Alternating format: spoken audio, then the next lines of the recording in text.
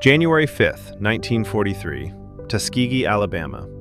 An old man sits in bed, painting a Christmas card.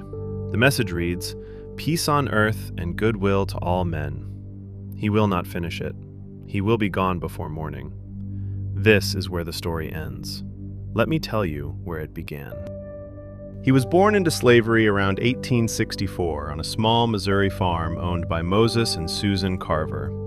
His exact birth date was never recorded, as was common for enslaved people. He had no name yet.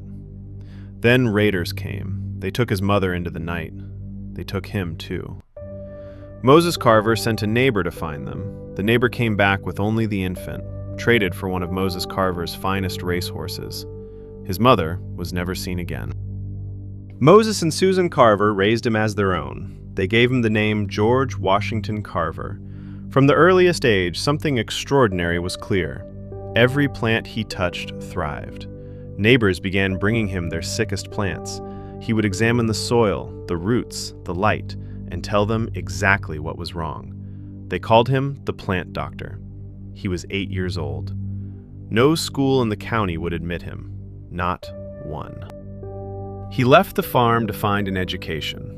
What followed were years of walking, literally walking, from town to town across Missouri and Kansas, taking any work he could find: laundry, cooking, farm labor.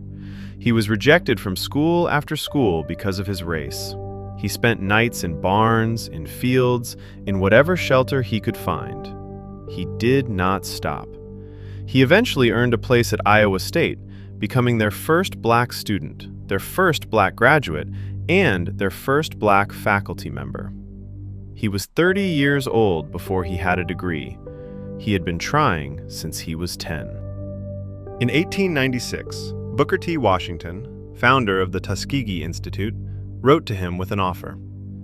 "Come to Alabama, lead our agriculture department, help the poorest black farmers in the South rebuild their land after the destruction of the Civil War." The salary was $125 a month. The laboratory was a bare room. Carver packed his bags.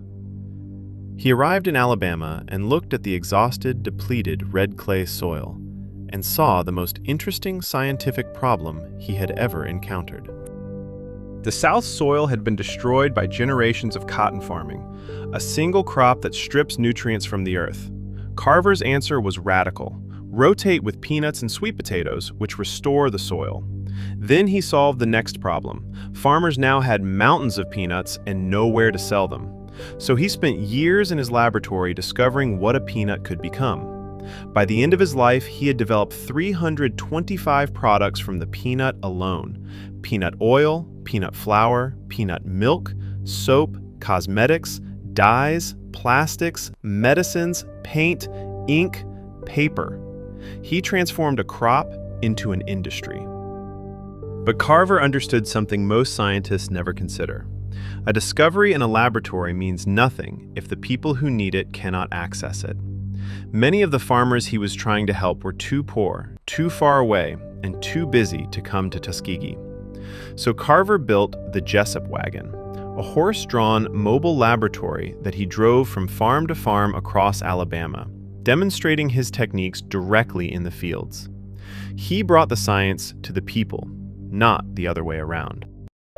In 1921, he was invited to testify before the United States Congress to argue for a protective tariff on peanuts.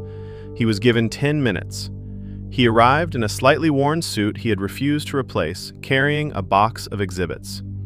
A congressman asked, with barely concealed condescension, how much time he needed. He said 10 minutes would be sufficient. An hour later, they were still listening, asking questions, holding up his exhibits, fascinated. Congress passed the tariff. After the session, several congressmen came to shake his hand. Thomas Edison heard about him and offered him a position at his New Jersey laboratory, a private, fully equipped research facility, and an annual salary exceeding $100,000. Carver was earning $125 a month at Tuskegee. He turned Edison down without hesitation. He said, and this is documented, that he had work to do in Alabama. The farmers needed him. The soil needed him. No amount of money was an argument against that. Throughout his career, businesses and lawyers came to him with the same offer: patent your discoveries, become wealthy. He refused every time. He filed only 3 patents in his entire life, minor ones, and derived almost no income from any of them. When asked why, he said, "God gave them to me. How can I sell them to someone else?" He gave his formulas, his techniques, his research freely to anyone who asked. Farmers, students, businesses, governments, all of it, free. George Washington Carver died on January 5, 1943. He left his entire life savings, $60,000, to the Carver Research Foundation to continue the work after he was gone. He was born with no name, no date of birth recorded, traded for a horse, rejected from schools across 3 states. He transformed the agricultural economy of the American South, turned down Thomas Edison, gave every discovery away for free, addressed Congress, and spent his last hours painting a Christmas card. Born property, died a gift to the world.